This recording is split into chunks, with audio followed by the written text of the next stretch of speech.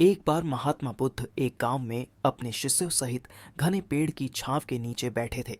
आसपास के गांवों से बहुत से लोग अपनी मानसिक समस्याएं लेकर महात्मा बुद्ध के पास आ रहे थे। महात्मा बुद्ध उन सब की मानसिक परेशानियों का समाधान देते। सब लोग खुशी खुशी अपनी समस्याओं का समाधान पाकर वहां से लौट रहे थे। वहीं से कुछ दूर बैठा लोगों को बुद्ध के पास जाते देख एक दुखी भिखारी अपने भाग्य को कोसता हुआ यही सोचने लगा कि अभी कुछ देर पहले तो ये लोग दुखी मन से मुंह लटकाए उन महात्मा के पास गए थे, और अब इतना खुश होकर कैसे वापस लौट रहे हैं। आखिर माजरा क्या है? जरा मैं भी जाकर देखूं कि वो महात्मा ऐसा कौन सा खजाना बांट रहा है। इन लोगों को वे इतने प्रसन्न हुए कि उनके चेहरे लाल हो गए। जब वो दुख भिखारी कुछ नजदीक गया तो उसने देखा कि ये महात्मा तो लोगों को प्रवचन देकर लोगों के दुख का निवारण कर रहे हैं। ये देखकर भिखारी के मन में भी तीव्र इच्छा हुई कि क्यों ना मैं भी इन महात्मा को अपना दुख बताऊं।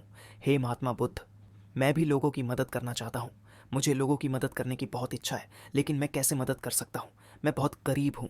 मेरे पास न तो पैसे हैं और न ही कोई ऐसी चीज़ जिससे मैं किसी की मदद कर सकूं।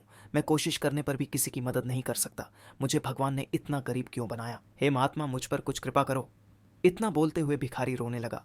महात्मा बुद्ध बोले, आप बहुत अज्ञानी हैं, क्योंकि आप अभी तक इस भ्रम में जी रहे हो कि तुम्हारे पास कुछ नहीं, जबकि दूसरों को कुछ देने के लिए तुम्हारे पास बहुत कुछ है। तुम बिना धन और वस्तु के भी दूसरों की मदद कर सकते हो। तुम्हारे पास जुबान है जिससे तुम मीठे शब्द बोलकर किसी के दुखी चेहरे पर मुस्कान ला सकते हो। इन्हीं शब्दों की ताकत से तुम किसी के भी टूटते हौसलों को फिर से मजबूत कर सकते हो। इन शब्दों की शक्ति से आप किसी के भी मन में सकारात्मक विचारधारा के बीज बो सकते हैं और उसे गलत रास्ते पर जाने से रोक सकते हैं। तुम्हारे दो हाथों से किसी भी कमजोर या लाचार व्यक्ति की सहायता कर सकते हो। आपके दो आंखें किसी अंधे को रास्ता दिखा सकते हैं। तुम किसी के लिए दुआ कर सकते हो। ये हो सकता है कि उनके बुरे काम फिर से हो जाएं। आप किसी के अच्छे स्वास्थ्य की कामना कर सकते हैं, लेकिन अज्ञानतावश तुम अब तक इस बात को समझ नहीं पाए और इस भ्रम में अब तक जीते रहे कि तुम्हारे पास मदद करने के लिए कुछ नहीं। किसी की मदद करने के लिए धन और वस्तु का होना अनिवार्य नहीं है। बिना धन और वस्तु के भी हम कई प्रकार से लोगों की मदद कर सकते हैं।